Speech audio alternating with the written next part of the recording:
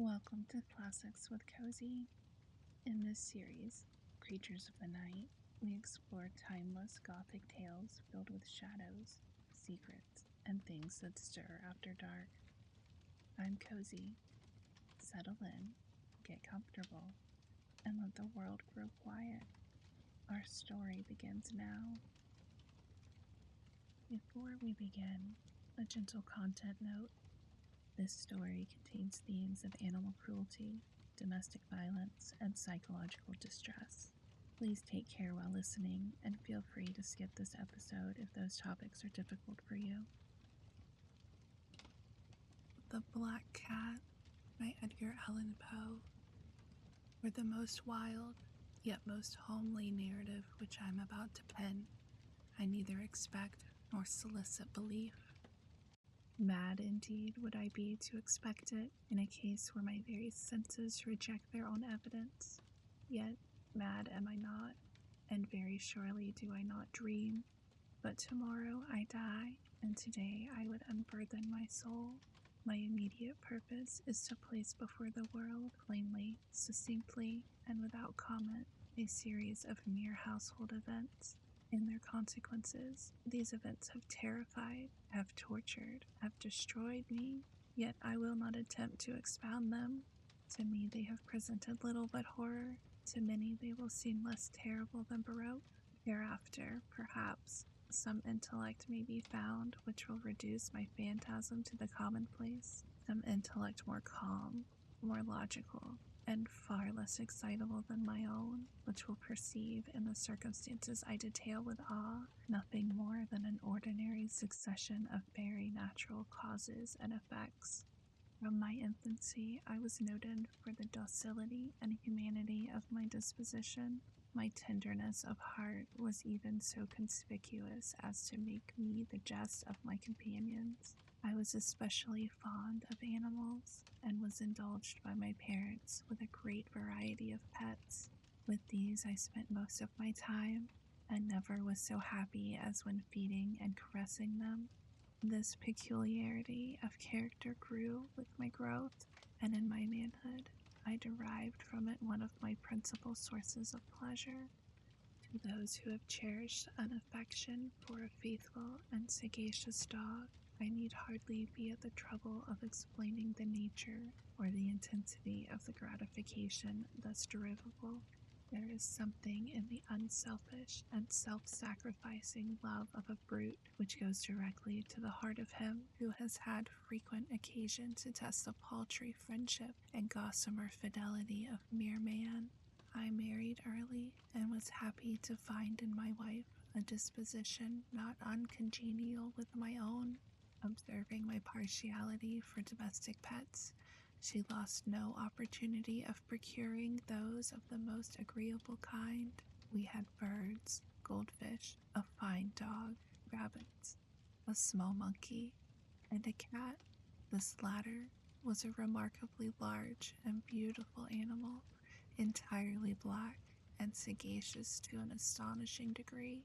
In speaking of his intelligence, my wife, who at heart was not a little tinctured with superstition, made frequent allusion to the ancient popular notion which regarded all black cats as witches in disguise.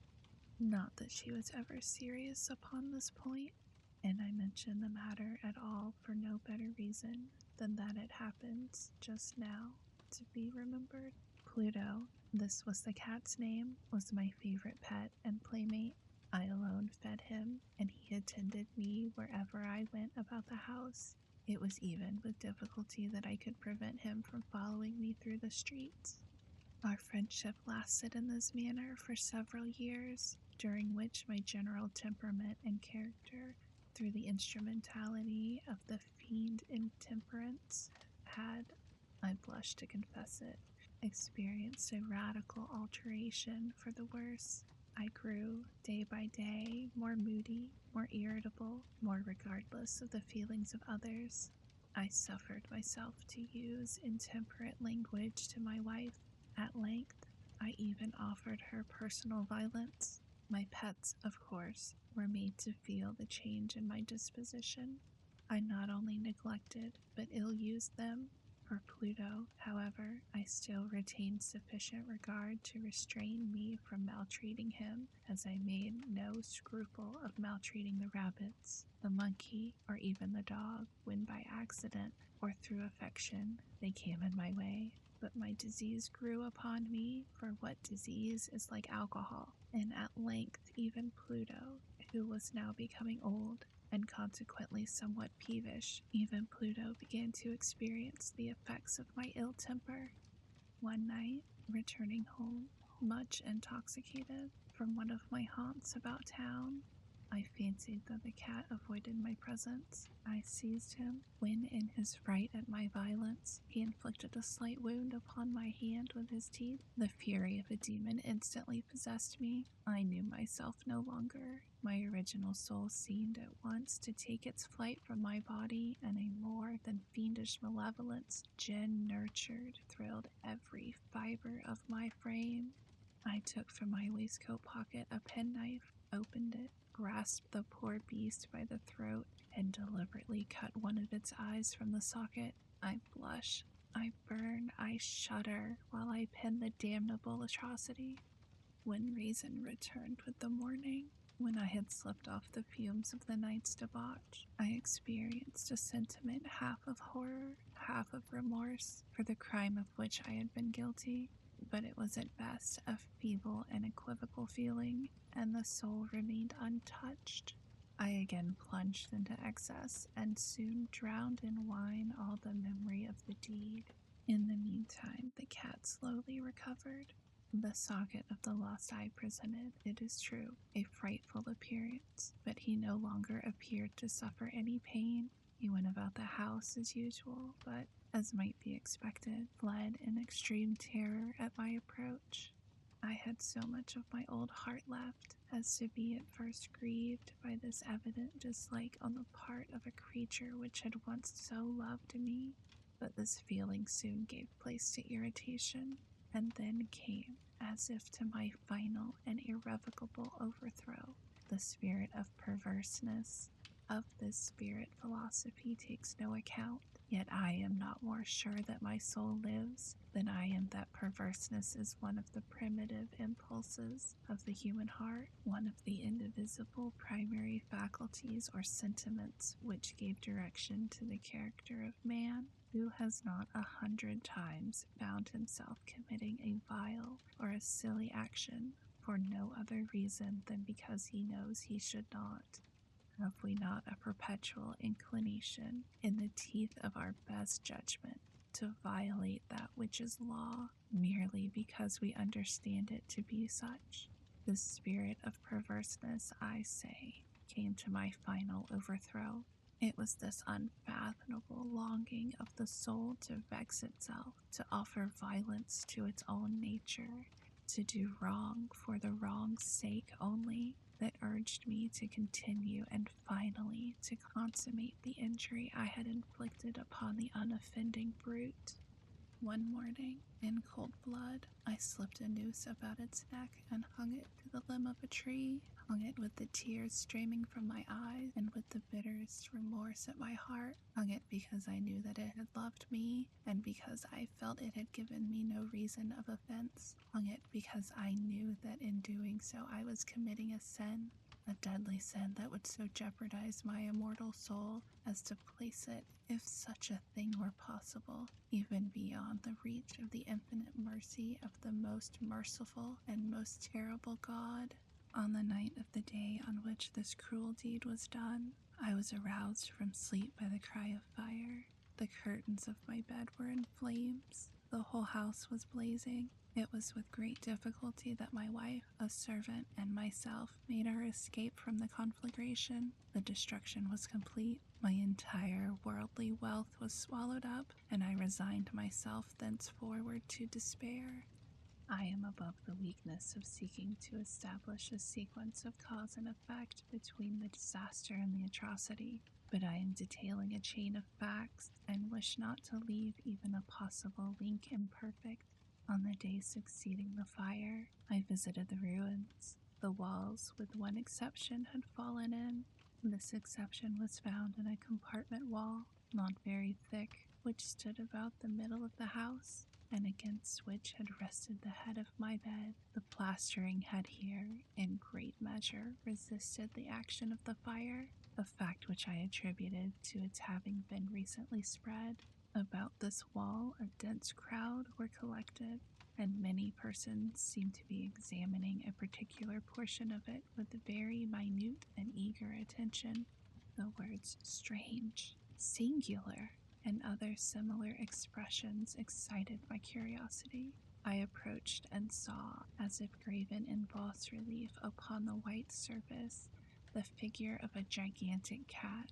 The impression was given with an accuracy truly marvelous. There was a rope about the animal's neck. When I first beheld this apparition, for I could scarcely regard it as less, my wonder and my terror were extreme, but at length reflection came to my aid. The cat, I remembered, had been hung in a garden adjacent to the house. Upon the alarm of fire, this garden had been immediately filled by the crowd, by someone of whom the animal must have been cut from the tree and thrown through an open window into my chamber. This had probably been done with the view of arousing me from sleep.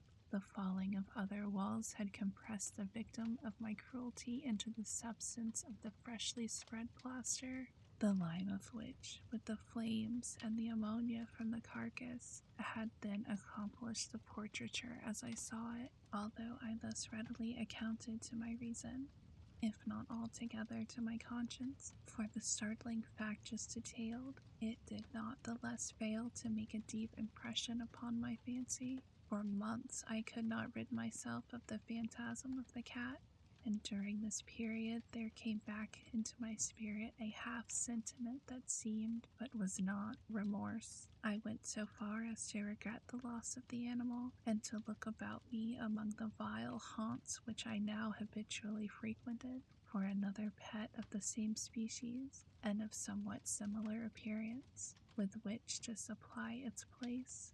One night, as I sat, half stupefied in a den of more than infamy, my attention was suddenly drawn to some black object reposing upon the head of one of the immense hogsheads of gin, or of rum, which constituted the chief furniture of the apartment. I had been looking steadily at the top of this hogshead for some minutes, and what now caused me surprise was the fact that I had not sooner perceived the object thereupon. I approached it and touched it with my hand. It was a black cat, a very large one, fully as large as Pluto, and closely resembling him in every respect but one. Pluto had not a white hair upon any portion of his body, but this cat had a large, although indefinite, splotch of white covering nearly the whole region of the breast. Upon my touching him, he immediately arose, purred loudly, rubbed against my hand, and appeared delighted with my notice. This, then, was the very creature of which I was in search. I at once offered to purchase it of the landlord, but this person made no claim to it, knew nothing of it, had never seen it before. I continued my caresses, and when I prepared to go home, the animal evinced a disposition to accompany me. I permitted it to do so, occasionally stooping and patting it as I proceeded. When it reached the house, it domesticated itself at once, and became immediately a great favorite with my wife. For my own part, I soon found a dislike to it arising within me. This was just the reverse of what I had anticipated, but I know not how or why it was. Its evident fondness for myself rather disgusted and annoyed. By slow degrees, these feelings of disgust and annoyance rose into the bitterness of hatred. I avoided the creature, a certain sense of shame, and the remembrance of my former deed of cruelty preventing me from physically abusing it. I did not, for some weeks, strike or otherwise violently ill-use it, but gradually, very gradually, I came to look upon it with unutterable loathing, and to flee silently from its odious presence, as from the breath of a pestilence. What added, no doubt, to my hatred of the beast was the discovery on the morning after I brought it home that, like Pluto, it also had been deprived of one of its eyes. The circumstance, however, only endeared it to my wife, who, as I have already said, possessed in a high degree that humanity of feeling which had once been my distinguishing trait and the source of many of my simplest and purest pleasures. With my aversion to this cat, however, its partiality for myself seemed to increase. It followed my footsteps with a pertinacity which it would be difficult to make the reader comprehend. Whenever I sat, it would crouch beneath my chair or spring up on my knees, covering me with its loathsome caresses. If I arose to walk, it would get between my feet and thus nearly throw me down, or, fastening its long and sharp claws in my dress, clamber in this manner to my breast. At such times, although I longed to destroy it with a blow, I was yet withheld from doing so, partially by a memory of my former crime, but chiefly, let me confess it at once, by absolute dread of the beast. This dread was not exactly a dread of physical evil, and yet I should be at a loss how otherwise to define it. I am almost ashamed to own, yes, even in this felon's cell, I am almost ashamed to own that the terror and horror with which the animal inspired me had been heightened by one of the merest chimeras it would be possible to conceive. My wife had called my attention more than once to the character of the mark of white hair of which I have spoken, and which constituted the sole visible difference between the strange beast and the one I had destroyed. The reader will remember that this mark, although large, had been originally very indefinite, but by slow degrees nearly imperceptible, and which for a long time my reason struggled to reject as fanciful, it had at length assumed a rigorous distinctness of outline. It was now the representation of an object that I shudder to name, and for this, above all, I loathed and dreaded, and would have rid myself of the monster had I dared. It was now, I say, the image of a hideous, of a ghastly thing, of the gallows, O mournful and terrible engine of horror and of crime, of agony and of death. And now was I indeed wretched beyond the wretchedness of mere humanity, and a brute beast, whose fellow I had contemptuously destroyed, a brute beast to work out for me a man fashioned in the image of the high God, so much of insufferable woe. Alas, neither by day nor by night knew I the blessing of rest any more. During the former, the creature left me no moment alone, and in the latter I started hourly from dreams of unutterable fear to find the hot breath of the thing upon my face and its vast weight, an incarnate nightmare that I had no power to shake off, incumbent eternally upon my heart. Beneath the pressure of torments such as these, the feeble remnant of the good within me succumbed. Evil thoughts became my sole intimates, the darkest and most evil of thoughts. The moodiness of my usual temper increased to hatred of all things and of all mankind, while from the sudden, frequent, and ungovernable outbursts of a fury to which I now blindly abandoned myself, my uncomplaining wife, alas, was the most usual and the most patient of sufferers. One day she accompanied me upon some household errand into the cellar of the old building which our poverty compelled us to inhabit. The cat followed me down the steep stairs, and nearly throwing me headlong, exasperated me to madness. Uplifting an axe, and forgetting in my wrath the childish dread which had hitherto stayed my hand, I aimed a blow at the animal which, of course, would have proved instantly fatal had it descended as I wished. But this blow was arrested by the hand of my wife. Goaded by the interference into a rage more than demoniacal, I withdrew my arm from her grasp and buried the axe in her brain. She fell dead upon the spot without a groan. this hideous murder accomplished, I set myself forthwith and with entire deliberation to the task of concealing the body. I knew that I could not remove it from the house, either by day or by night, without the risk of being observed by the neighbors. Many projects entered my mind. At one period, I thought of cutting the corpse into minute fragments and destroying them by fire. At another, I resolved to dig a grave for it in the floor of the cellar. Again, I deliberated about casting it in the well in the yard, about packing it in a box, as if merchandise, with the usual arrangements, and so getting a porter to take it from the house. Finally, I hit upon what I considered a far better expedient than either of these. I determined to wall it up in the cellar, as the monks of the Middle Ages are recorded to have walled up their victims. For a purpose such as this, the cellar was well adapted. Its walls were loosely constructed and had lately been plastered throughout with a rough plaster, which the dampness of the atmosphere had prevented from hardening. Moreover, in one of the walls was a projection caused by a false chimney or fireplace that had been filled up and made to resemble the red of the cellar. I made no doubt that I could readily displace the bricks at this point, insert the corpse, and wall the whole up as before, so that no eye could detect anything suspicious, and in this calculation I was not deceived.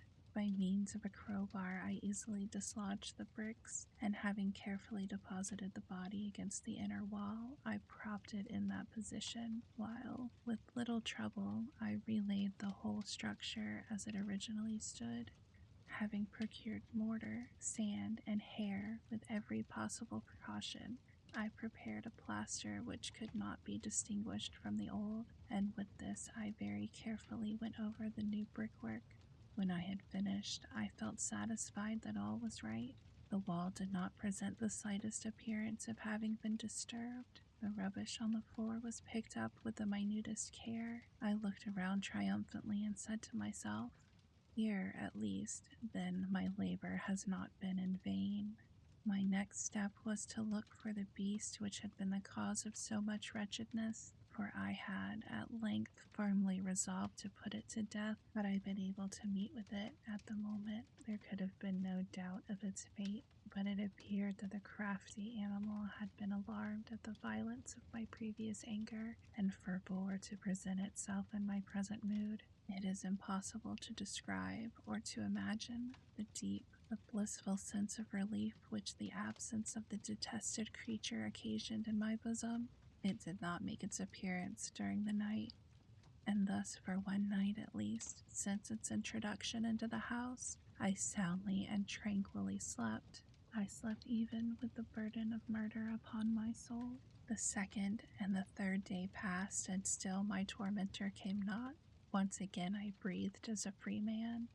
The monster, in terror, had fled the premises forever.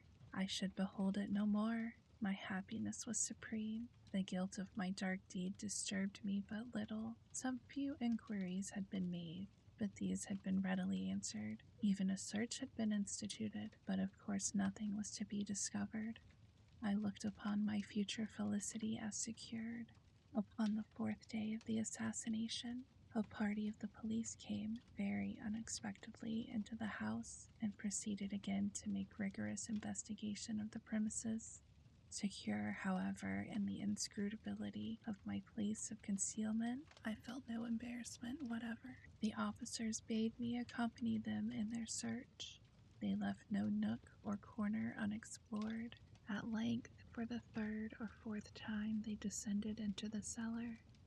I quivered not in a muscle. My heart beat calmly as that of one who slumbers in innocence.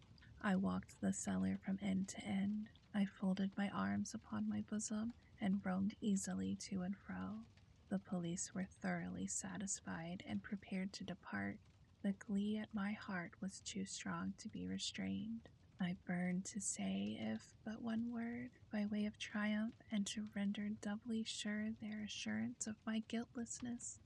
"Gentlemen," I said at last, as the party ascended the steps, "I delight to have allayed your suspicions. I wish you all health and a little more courtesy. By the by, gentlemen, this is a very well-constructed house. In the rabid desire to say something easily, I scarcely knew what I uttered at all. I may say an excellently well-constructed house. These walls... Are you going, gentlemen? These walls are solidly put together. And here, through the mere frenzy of bravado, I rapped heavily with a cane which I held in my hand upon the very portion of the brickwork behind which stood the corpse of the wife of my bosom. But may God shield and deliver me from the fangs of the arch-fiend. No sooner had the reverberation of my blows sunk into silence than I was answered by a voice from within the tomb, by a cry, at first muffled and broken, like the sobbing of a child, and then quickly swelling into one long, loud, and continuous scream, utterly anomalous and inhuman, a howl, a wailing shriek, half of horror and half of triumph, such as might have arisen only out of hell, conjointly from the throats of the damned in their agony, and of the demons that exult in the damnation. Of my own thoughts it is folly to speak. Swooning, I staggered to the opposite wall. For one instant, the party upon the stairs remained motionless, through the extremity of terror and of awe. In the next, a dozen stout arms were toiling at the wall. It fell bodily. The corpse, already greatly decayed and clotted with gore, stood erect before the eyes of the spectators. Upon its head, with red extended mouth and solitary eye of fire, sat the hideous beast whose craft had seduced me into murder, and whose informing voice had consigned me to the hangman. I had walled the monster up within the tomb. You've been listening to Classics with Cozy, Creatures of the Night. Thank you for spending this time with me in the shadows. If you enjoyed tonight's tale, follow along for more classic stories read after dark. Until next time, rest well. The night still has many stories to tell.